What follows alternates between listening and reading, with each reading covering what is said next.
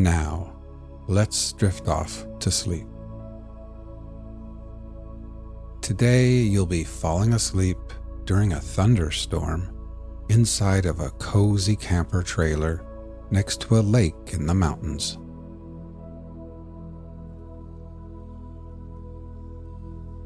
Imagine you are feeling exhausted, hot, and sweaty as you return to your camper.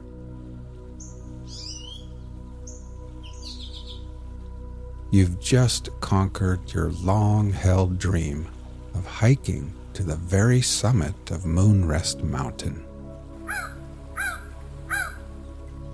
You've changed into your swimsuit and are now standing at the edge of the dock on weary, trembling legs, ready to celebrate your incredible achievement with a refreshing dive into the cool, crystal-clear waters of Silver Lake.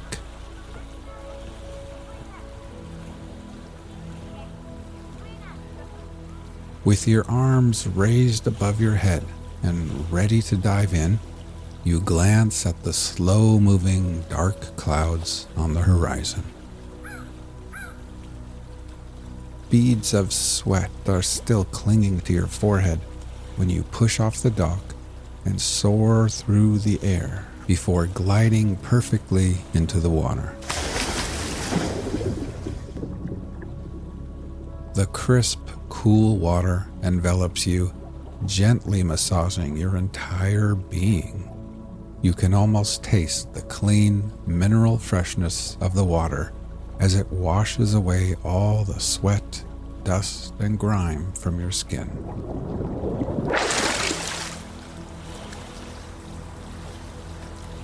While breathing in deeply, you are met with the glorious sense of renewal.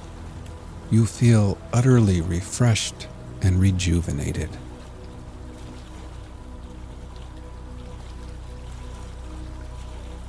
You swim back to the dock and climb the cool aluminum ladder.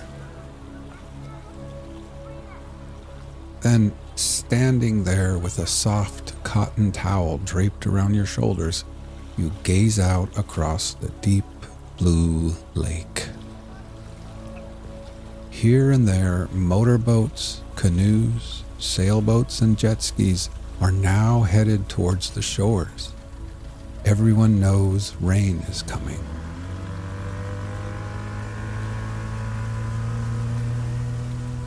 Kids wearing life vests and learning how to water ski are hoisted back into boats, and the small, colorful sails of dinghies flutter in the breeze as their little suntanned captains point them back towards land. Now, all toweled off and feeling a little bit chilled, you walk barefoot back to your camper ahead of the rain.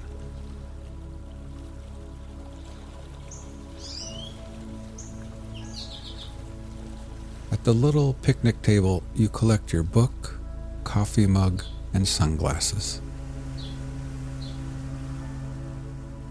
You gather up other items and place them into a plastic tote. A salt and pepper shaker, a box of wooden matches, some paper plates. You secure the lid on the tote and move the Coleman lantern under the table.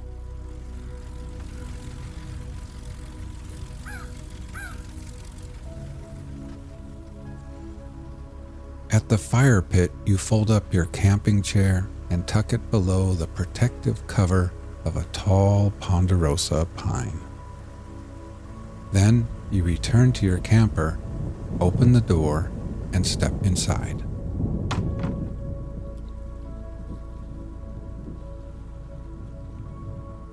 In the little kitchenette, you set water to boil for tea.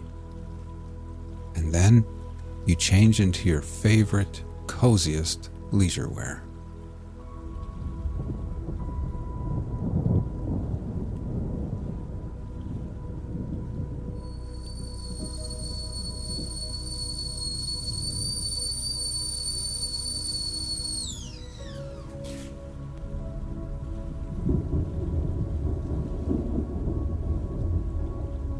while the hot tea steeps, you settle at the quaint table and gaze out the window, watching as boats reach the shore and families hurry off to their campers and tents and cabins.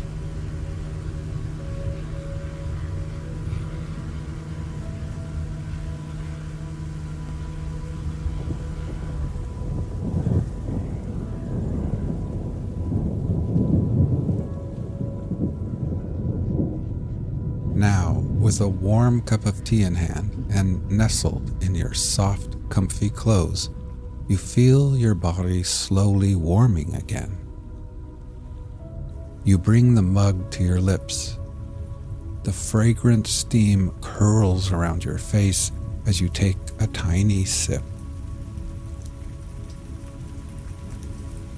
The tea is smooth, rich, and the perfect temperature.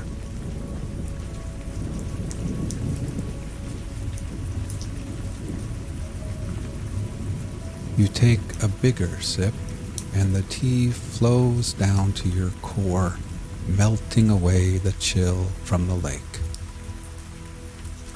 A rush of warmth spreads throughout your body, like a wave of little goosebumps, and you're suddenly filled with a sense of deep accomplishment, peace, and satisfaction.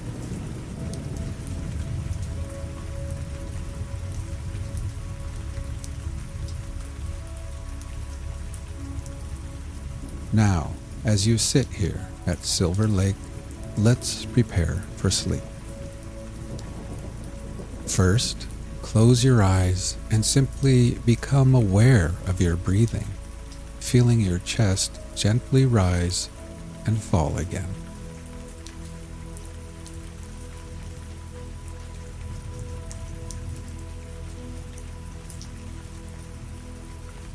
Next, let's take a few deeper breaths.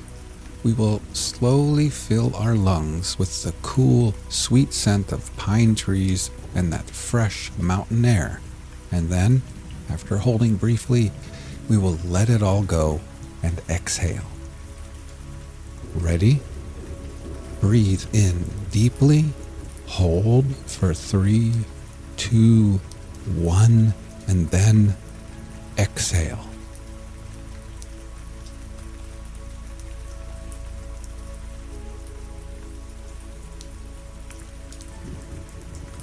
One more time. Breathe in deeply, hold for 3, 2, 1, and exhale. And try thinking to yourself, as I am here at Silver Lake, I can feel gravity pulling me back towards Earth. With every exhale, I can feel the slow rotation of Earth and the Earth's steady movement around the sun. I can feel my tired feet, my ankles, my fatigued calves, my knees, and my legs becoming heavier and heavier and more relaxed.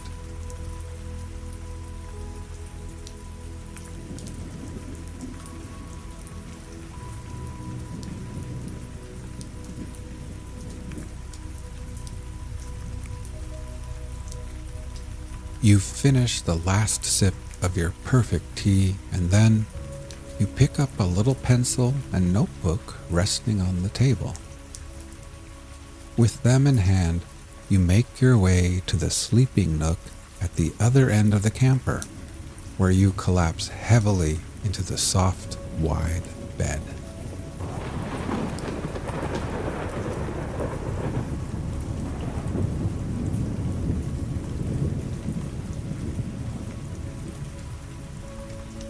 After the long, steep hike up Moonrest Mountain, the bed feels like a soft cloud beneath your tired body.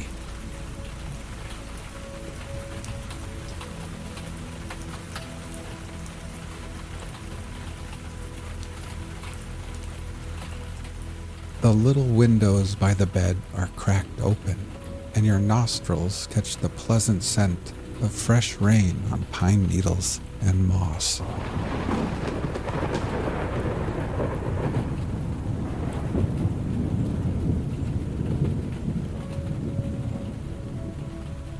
You look at your notepad and observe your to-do list. Each completed task is neatly crossed out with pencil. At the bottom of the page is one final entry on this list. A smile creeps across your face as you take the pencil and begin scribbling over that last item: climb Moonrest Mountain.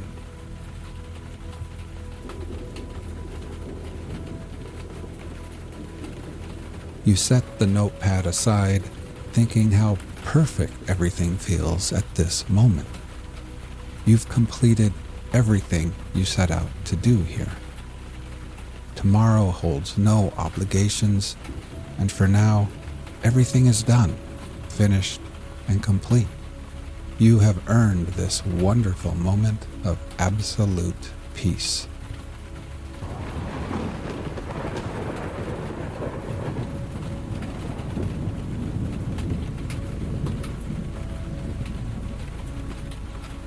Your body sinks deeper into the soft bed.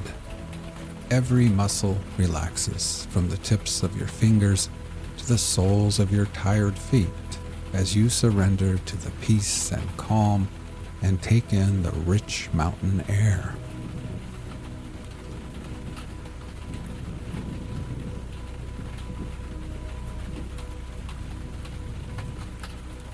Let's take a few more deep breaths before drifting off to sleep. Ready? Breathe in deeply, hold for 3, 2, 1, and then exhale.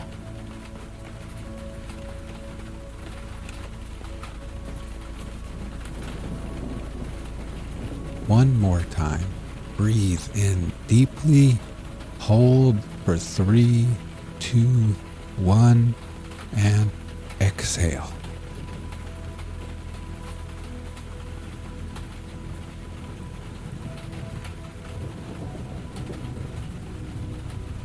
Try thinking to yourself, as I lay here at Silver Lake, I can feel gravity pulling me back towards Earth.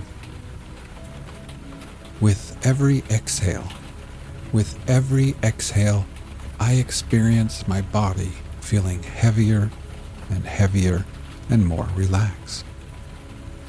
I can feel my tired arms, my hands, my torso, shoulders, neck, and head becoming heavier and more relaxed. My whole body feels at peace as gravity's pull tugs me gently and tucks me safely into this ever so soft bed.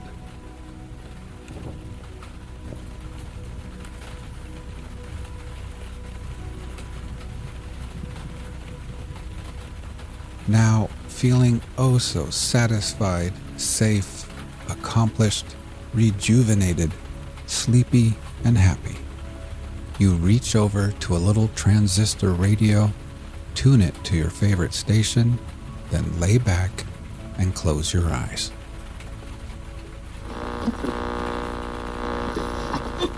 Walden by Henry David Thoreau. Economy, Part 2. As this business was to be entered into without the usual capital, it may not be easy to conjecture where those means that will still be indispensable to every such undertaking were to be obtained. As for clothing, to come at once to the practical part of the question, perhaps we are led oftener by the love of novelty and a regard for the opinions of men in procuring it than by a true utility. Let him who has work to do recollect that the object of clothing is, first, to retain the vital heat, and secondly, in this state of society, to cover nakedness. And he may judge how much of any necessary or important work may be accomplished without adding to his wardrobe. Kings and queens who wear a suit but once, though made by some tailor or dressmaker to their majesties, cannot know the comfort of wearing a suit that fits. They are no better than wooden horses to hang the clean clothes on. Every day our garments become more assimilated to ourselves, receiving the impress of the wearer's character, until we hesitate to lay them aside, without such delay and medical appliances and some such solemnity even as our bodies. No man ever stood the lower in my estimation for having a patch in his clothes, yet I am sure that there is greater anxiety commonly to have fashionable or at least clean and unpatched clothes than to have a sound conscience. But even if the rent is not mended, perhaps the worst vice betrayed is improvidence. I sometimes try my acquaintances by such tests as this. Who could wear a patch or 2 extra seams only over the knee? Most behave as if they believed that their prospects for life would be ruined if they should do it. It would be easier for them to hobble to town with a broken leg than with a broken pantaloon.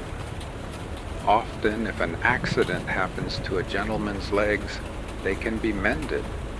But if a similar accident happens to the legs of his pantaloons, there is no help for it, for he considers not what is truly respectable, but what is respected. We know but few men, a great many coats and breeches. Dress a scarecrow in your last shift, you standing shiftless by. Who would not soonest salute the scarecrow? Passing a cornfield the other day, close by a hat and coat on a stake, I recognized the owner of the farm. He was only a little more weather-beaten than when I saw him last. I have heard of a dog that barked at every stranger who approached his master's premises with clothes on, but was easily quieted by a naked thief. It is an interesting question how far men would retain their relative rank if they were divested of their clothes. Could you, in such a case, tell surely of any company of civilized men which belong to the most respected class?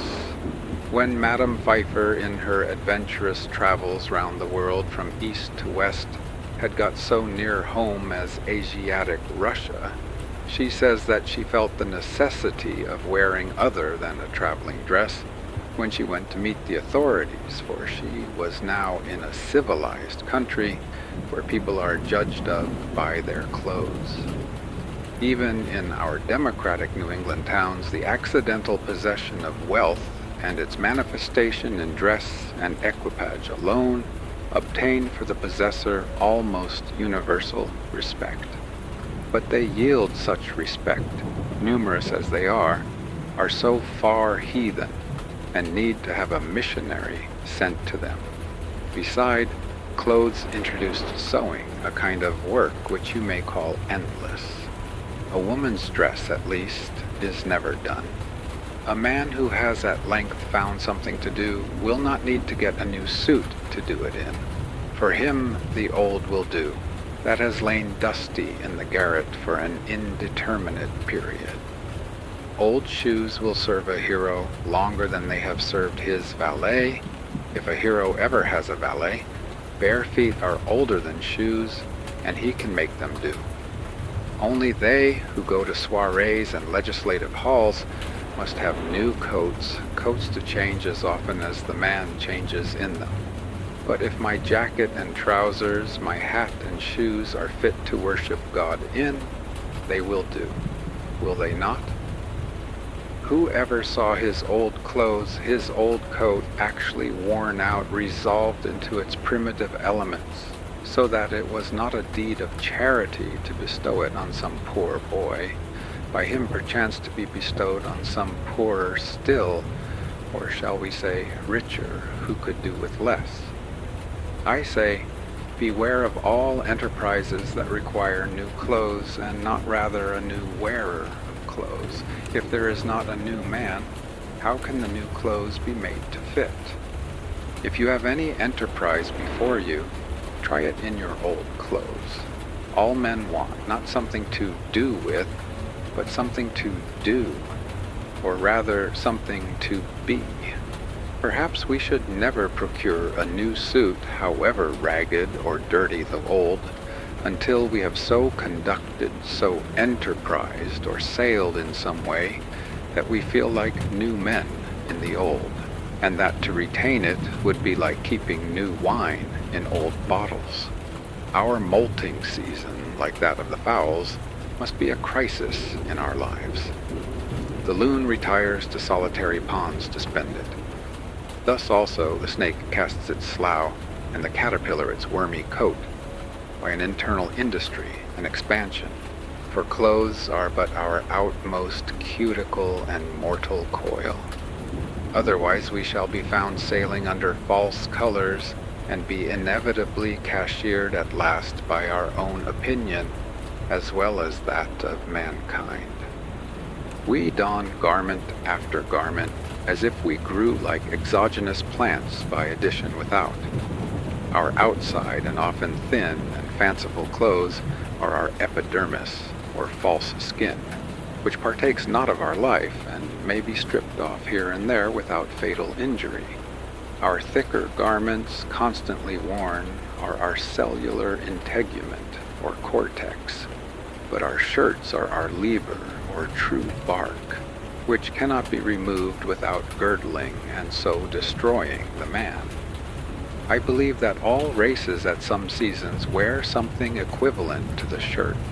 It is desirable that a man be clad so simply that he can lay his hands on himself in the dark, and that he live in all respects so compactly and preparedly that if an enemy take the town, he can, like the old philosopher, walk out the gate empty-handed without anxiety, while one thick garment is, for most purposes, as good as 3 thin ones, and cheap clothing can be obtained at prices really to suit customers, while a thick coat can be bought for $5, which will last as many years, thick pantaloons for $2, cowhide boots for $1.50 a pair, a summer hat for $0.25, and a winter cap for 62.5 cents, or a better be made at home at a nominal cost. Where is he so poor that, clad in such a suit of his own earning, there will not be found wise men to do him reverence? When I ask for a garment of a particular form, my tailoress tells me gravely, they do not make them so now, not emphasizing the they at all, as if she quoted an authority as impersonal as the fates, and I find it difficult to get made what I want, simply because she cannot believe that I mean what I say, that I am so rash. When I hear this oracular sentence, I am for a moment absorbed in thought, emphasizing to myself each word separately, that I may come at the meaning of it, that I may find out by what degree of consanguinity they are related to me, and what authority they may have in an affair which affects me so nearly. And finally, I am inclined to answer her with equal mystery, and without any more emphasis of the they. It is true they did not make them so recently, but they do now. Of what use this measuring of me if she does not measure my character, but only the breadth of my shoulders, as it were a peg to hang the coat on? We worship not the graces, nor the parse, but fashion. She spins and weaves and cuts with full authority. The head monkey at Paris puts on a traveler's cap, and all the monkeys in America do the same. I sometimes despair of getting anything quite simple and honest done in this world by the help of men. They would have to be passed through a powerful press first to squeeze their old notions out of them, so that they would not soon get upon their legs again, and then there would be someone in the company with a maggot in his head, hatched from an egg deposited there, nobody knows when, for not even fire kills these things, and you would have lost your labor. Nevertheless, we will not forget that some Egyptian wheat was handed down to us by a mummy. On the whole, I think that it cannot be maintained that dressing has in this or any country risen to the dignity of an art. At present, men make shift to wear what they can get. Like shipwrecked sailors, they put on what they can find on the beach, and at a little distance, whether of space or time, laugh at each other's masquerade. Every generation laughs at the old fashions, but follows religiously the new. We are amused at beholding the costume of Henry VIII, or Queen Elizabeth, as much as if it was that of the King and Queen of the Cannibal Islands. All costume of a man is pitiful or grotesque. It is only the serious eye peering from and the sincere life passed within it, which restrain laughter and consecrate the costume of any people. Let Harlequin be taken with a fit of the colic, and his trappings will have to serve that mood too. When the soldier is hit by a cannonball, rags are as becoming as purple. The childish and savage taste of men and women for new patterns keeps how many shaking and squinting through kaleidoscopes that they may discover the particular figure which this generation requires today. The manufacturers have learned that this taste is merely whimsical. Of two patterns which differ only by a few threads more or less of a particular color, the one will be sold readily, the other lie on the shelf, though it frequently happens that after the lapse of a season, the latter becomes the most fashionable. Comparatively, tattooing is not the hideous custom which it is called. It is not barbarous merely because the printing is skin deep and unalterable. I cannot believe that our factory system is the best mode by which men may get clothing. The condition of the operatives is becoming every day more like that of the English, and it cannot be wondered at since, as far as I have heard or observed, the principal object is not that mankind may be well and honestly clad, but unquestionably that corporations may be enriched. In the long run, men hit only what they aim at. Therefore, though they should fail immediately, they had better aim at something high. As for a shelter, I will not deny that this is now a necessary of life, though there are instances of men having done without it for long periods in colder countries than this. Samuel Lang says that the Laplander in his skin dress and in a skin bag which he puts over his head and shoulders will sleep night after night on the snow, in a degree of cold which would extinguish the life of one exposed to it in any woolen clothing. He had seen them asleep thus, yet he adds, they are not hardier than other people. But probably man did not live long on the earth without discovering the convenience which there is in a house, the domestic comforts which phrase may have originally signified the satisfactions of the house more than of the family, though these must be extremely partial and occasional in those climates where the house is associated in our thoughts with winter or the rainy season chiefly, and 2/3 of the year, except for a parasol, is unnecessary. In our climate, in the summer, it was formerly almost solely a covering at night. In the Indian gazettes, a wigwam was the symbol of a day's march, and a row of them cut or painted on the bark of a tree signified that so many times they had camped. Man was not made so large-limbed and robust, but that he must seek to narrow his world and wall in a space such as fitted him. He was at first bare and out of doors, but though this was pleasant enough in serene and warm weather, by daylight The rainy season and the winter, to say nothing of the torrid sun, would perhaps have nipped his race in the bud if he had not made haste to clothe himself with the shelter of a house. Adam and Eve, according to the fable, wore the bower before other clothes.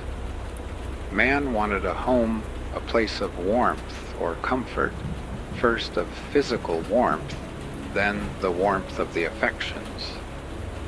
We may imagine a time when, in the infancy of the human race, some enterprising mortal crept into a hollow in a rock for shelter.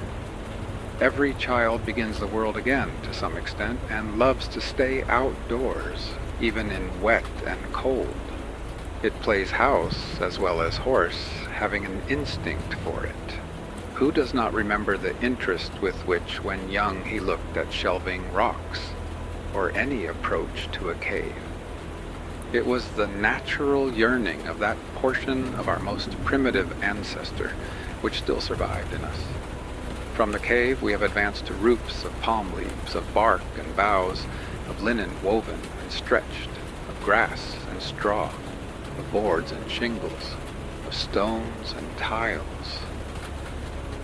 At last we know not what it is to live in the open air, and our lives are domestic in more senses than we think. From the hearth to the field is a great distance. It would be well, perhaps, if we were to spend more of our days and nights without any obstruction between us and the celestial bodies. If the poet did not speak so much from under a roof, or the saint dwell there so long. Birds do not sing in caves, nor do doves cherish their innocence in dovecots. However, if one designs to construct a dwelling house, it behooves him to exercise a little Yankee shrewdness, lest after all he find himself in a workhouse, a labyrinth without a clue, a museum, an almshouse, a prison, or a splendid mausoleum instead. Consider first how slight a shelter is absolutely necessary. I have seen Penobscot Indians in this town living in tents of thin cotton cloth, while the snow was nearly a foot deep around them, and I thought that they would be glad to have it deeper to keep out the wind. Formerly, when how to get my living honestly, with freedom left for my proper pursuits, was a question which vexed me even more than it does now.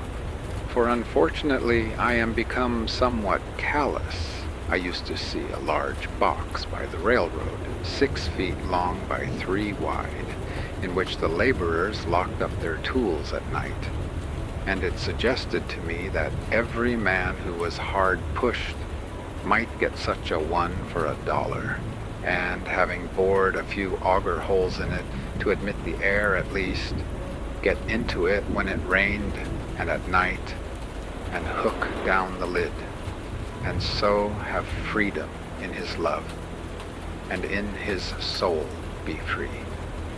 This did not appear the worst, nor by any means a despicable alternative. You could sit up as late as you pleased, and whenever you got up, go abroad without any landlord or house lord dogging you for rent. Many a man is harassed to death to pay the rent of a larger and more luxurious box, who would not have frozen to death in such a box as this. I am far from jesting. Economy is a subject which admits of being treated with levity, but it cannot so be disposed of. A comfortable house for a rude and hardy race that lived mostly out of doors was once made here almost entirely of such materials as nature furnished, ready to their hands. Gookin, who was superintendent of the Indians subject to the Massachusetts colony, writing in 1674, says, "The best of their houses are covered very neatly, tight, and warm with barks of trees, slipped from their bodies at those seasons when the sap is up, and made into great flakes with pressure of weighty timber when they are green. The meaner sort are covered with mats which they make of a kind of bulrush, and are also indifferently tight and warm. but not so good as the former. Some I have seen 60 or 100 feet long and 30 feet broad. I have often lodged in their wigwams and found them as warm as the best English houses. He adds that they were commonly carpeted and lined within with well-wrought embroidered mats, and were furnished with various utensils. The Indians had advanced so far as to regulate the effect of the wind by a mat suspended over the hole in the roof and moved by a string. Such a lodge was in the first instance constructed in a day or two at most, and taken down and put up in a few hours, and every family owned one, or its apartment in one. In the savage state, every family owns a shelter as good as the best, and sufficient for its coarser and simpler wants. But I think that I speak within bounds when I say that, though the birds of the air have their nests, and the foxes their holes, and the savages their wigwams, in modern civilized society, not more than 1/2 the families own a shelter. In the large towns and cities where civilization especially prevails, the number of those who own a shelter is a very small fraction of the whole.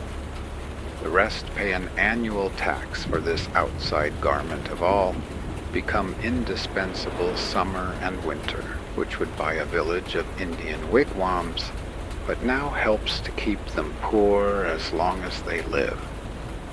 I do not mean to insist here on the disadvantage of hiring compared with owning, but it is evident that the savage owns his shelter because it costs so little, while the civilized man hires his commonly because he cannot afford to own it, nor can he, in the long run, any better afford to hire. But, answers one, by merely paying this tax, the poor civilized man secures an abode which is a palace compared with the savages. An annual rent of from $25 to $100, these are the country rates, entitles him to the benefit of the improvements of centuries, spacious apartments, clean paint and paper, Rumford fireplace, back plastering, Venetian blinds, copper pump, spring lock, a commodious cellar, and many other things. But how happens it that he who is said to enjoy these things is so commonly a poor, civilized man, while the savage who has them not is rich as a savage? If it is asserted that civilization is a real advance in the condition of man, and I think that it is, though only the wise improve their advantages, it must be shown that it has produced better dwellings without making them more costly. And the cost of a thing is the amount of what I will call life, which is required to be exchanged for it, immediately or in the long run.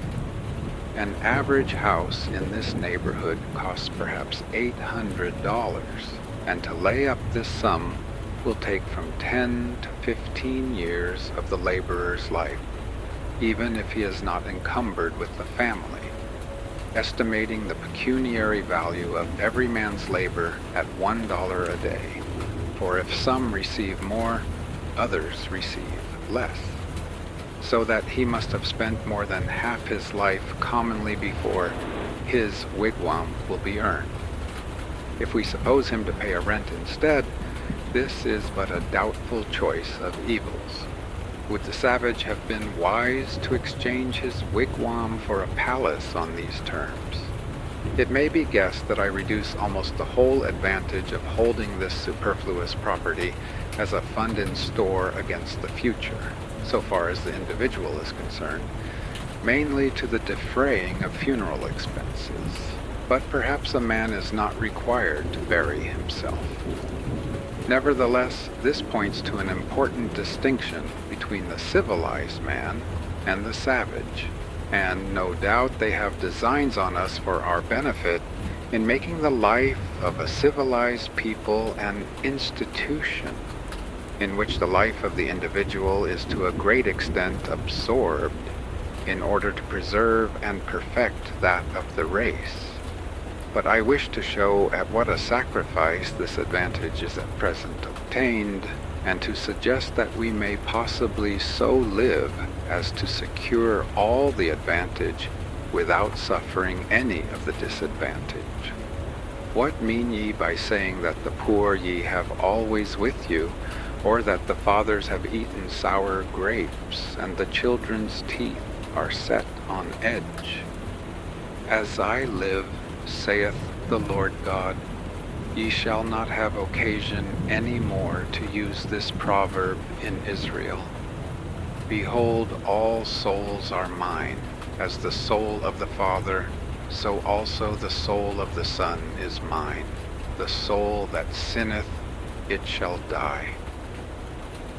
When I consider my neighbors, the farmers of Concord, who are at least as well off as the other classes, I find that for the most part they have been toiling 20, 30, or 40 years that they may become the real owners of their farms, which commonly they have inherited with encumbrances or else bought with hired money.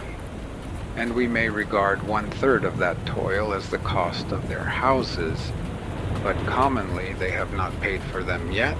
It is true the encumbrances sometimes outweigh the value of the farm, so that the farm itself becomes one great encumbrance, and still a man is found to inherit it, being well acquainted with it, as he says. On applying to the assessors, I am surprised to learn that they cannot at once name a dozen in the town who own their farms free and clear. If you would know the history of these homesteads, inquire at the bank where they are mortgaged. The man who has actually paid for his farm with labor on it is so rare that every neighbor can point to him. I doubt if there are 3 such men in Concord. What has been said of the merchants, that a very large majority, even 97 in 100, are sure to fail, is equally true of the farmers.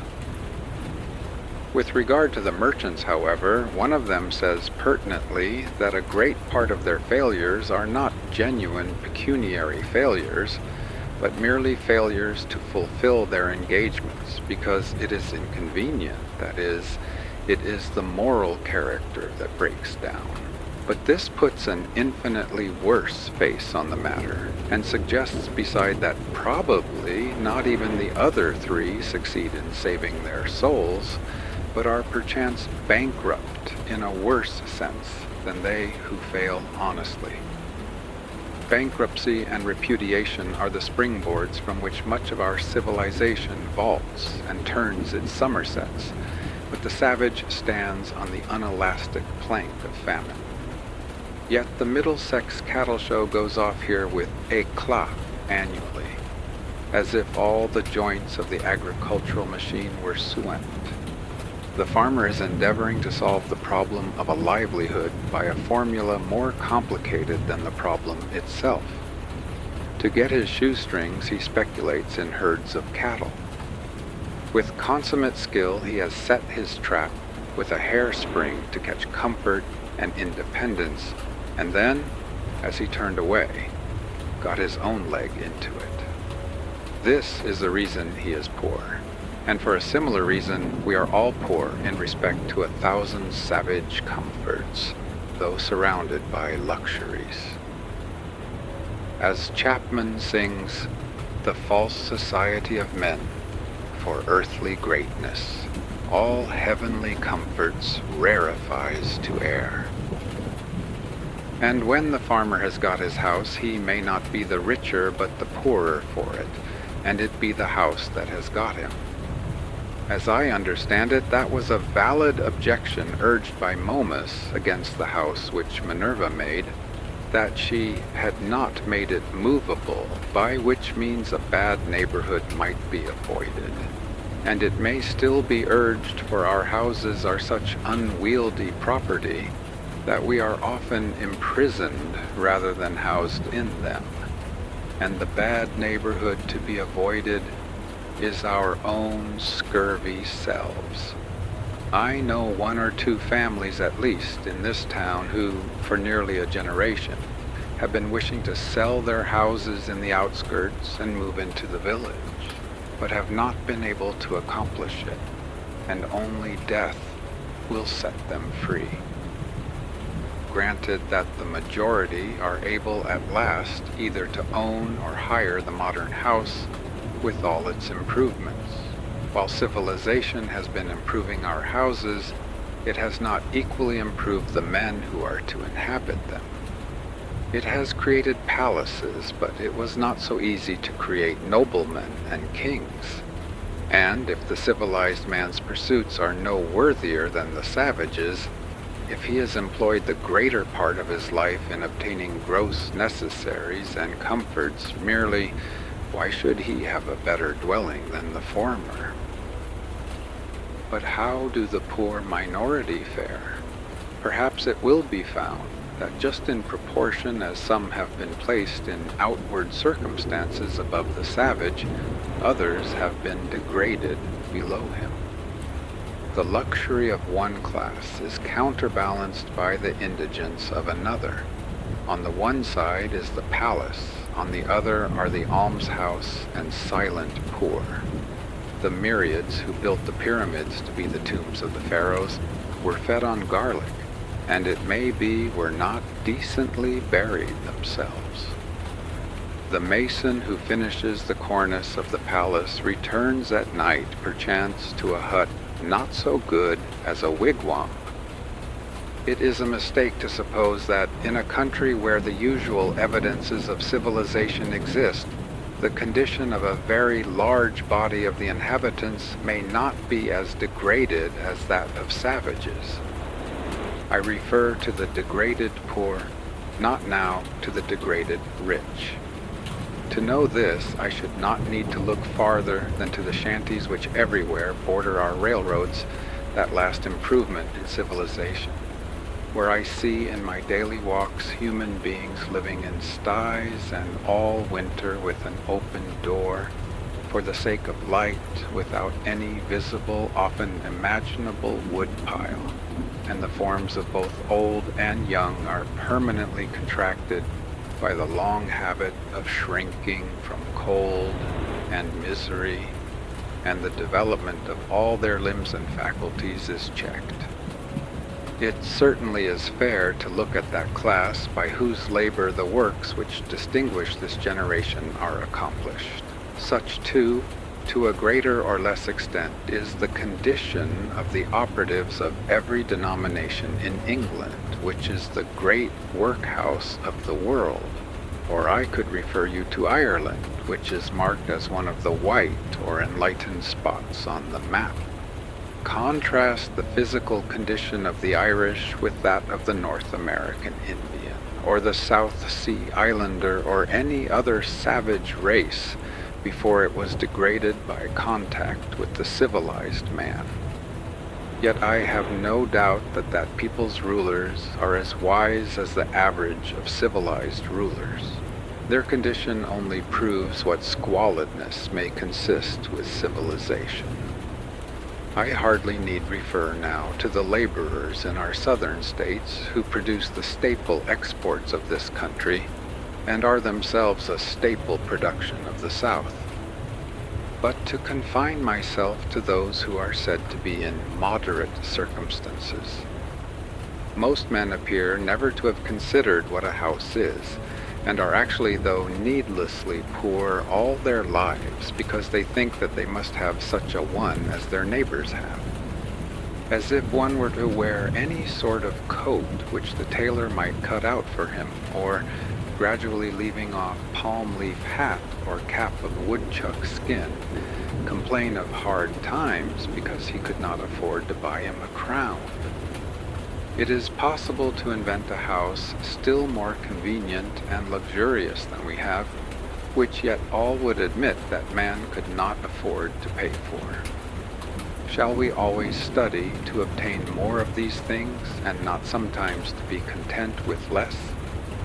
shall the respectable citizen thus gravely teach, by precept and example, the necessity of the young man's providing a certain number of superfluous glow shoes and umbrellas and empty guest chambers for empty guests before he dies?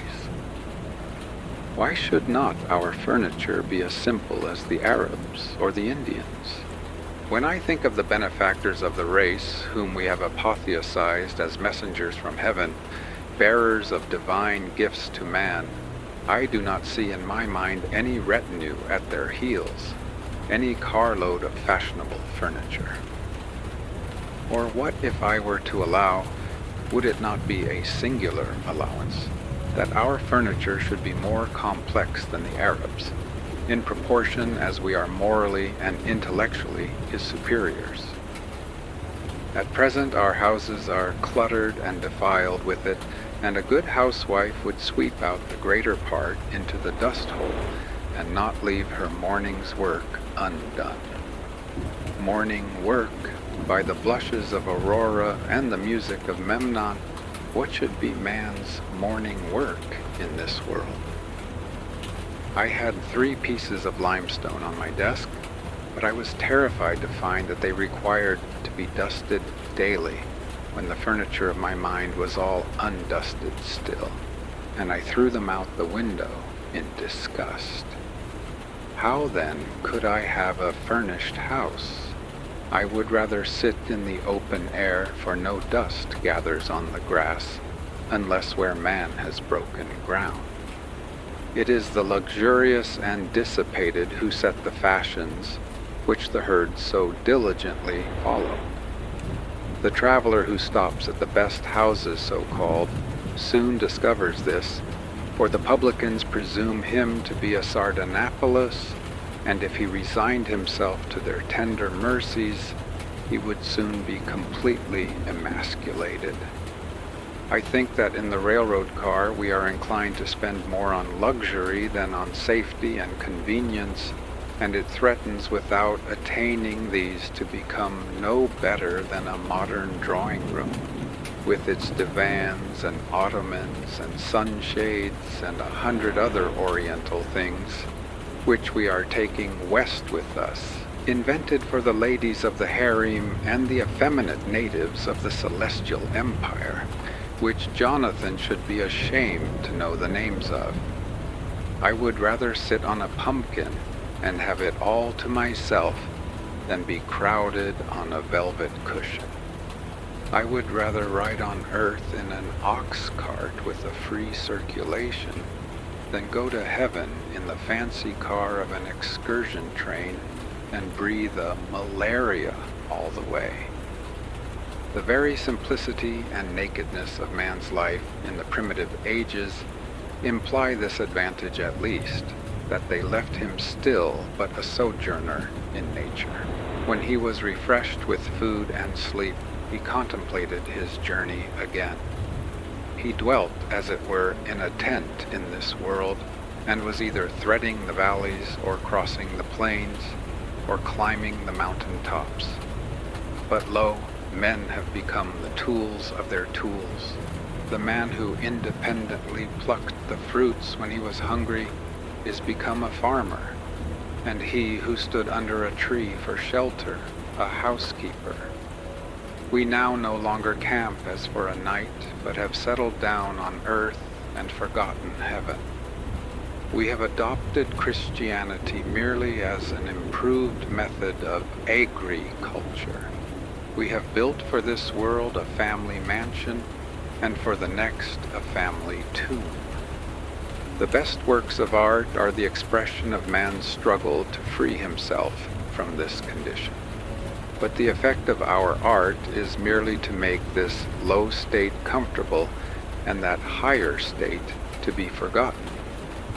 There is actually no place in this village for a work of fine art.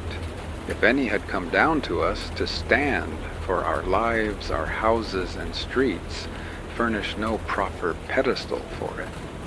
There is not a nail to hang a picture on, nor a shelf to receive the bust of a hero or a saint. When I consider how our houses are built and paid for, or not paid for, and their internal economy managed and sustained, I wonder that the floor does not give way under the visitor while he is admiring the gewgaws upon the mantelpiece, and let him through into the cellar to some solid and honest, though earthy foundation. I cannot but perceive that this so-called rich and refined life is a thing jumped at, and I do not get on in the enjoyment of the fine arts which adorn it, my attention being wholly occupied with the jump, for I remember that the greatest genuine leap due to human muscles alone on record is that of certain wandering Arabs who are said to have cleared 25 feet on level ground. Without factitious support, man is sure to come to earth again beyond that distance. The first question which I am tempted to put to the proprietor of such great impropriety is, who bolsters you? Are you one of the 97 who fail, or of the 3 who succeed? Answer me these questions, and then perhaps I may look at your baubles and find them ornamental. The cart before the horse is neither beautiful nor useful. Before we can adorn our houses with beautiful objects, the walls must be stripped, and our lives must be stripped, and beautiful housekeeping and beautiful living be laid for a foundation. Now, a taste for the beautiful is most cultivated out of doors, where there is no house and no housekeeper. Old Johnson, in his wonder-working Providence, speaking of the first settlers of this town with whom he was contemporary, tells us that they burrow themselves in the earth for their first shelter under some hillside, and casting the soil aloft upon timber, they make a smoky fire against the earth at the highest side. They did not provide them houses, says he, till the earth, by the Lord's blessing, brought forth bread to feed them. And the first year's crop was so light that they were forced to cut their bread very thin for a long season.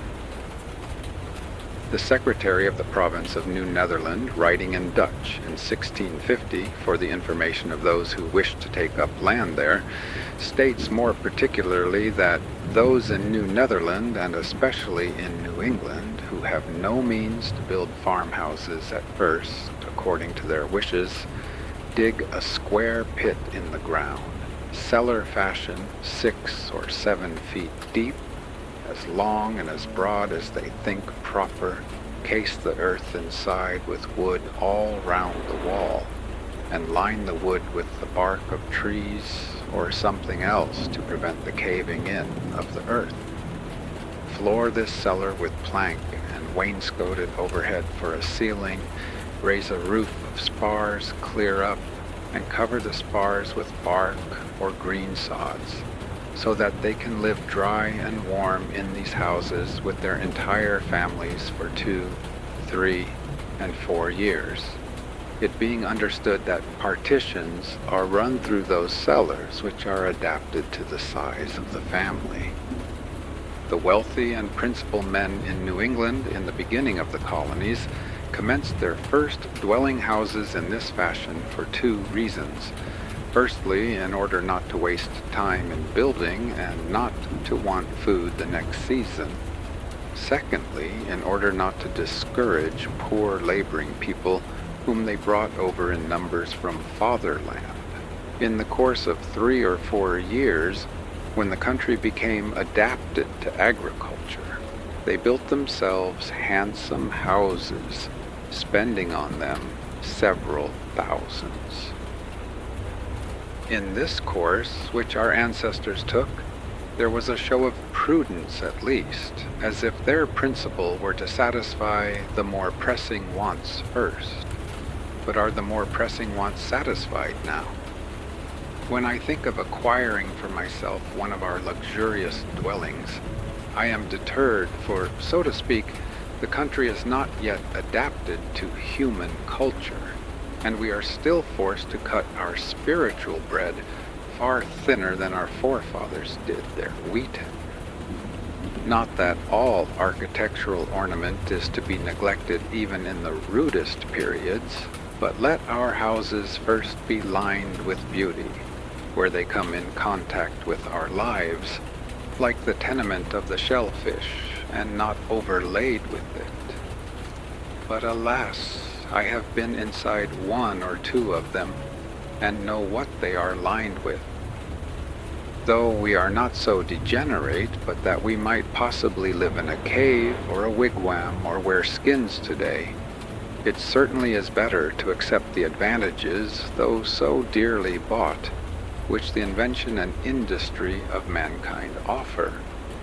In such a neighborhood as this, boards and shingles, lime and bricks are cheaper and more easily obtained than suitable caves, or whole logs or bark in sufficient quantities, or even well-tempered clay or flat stones.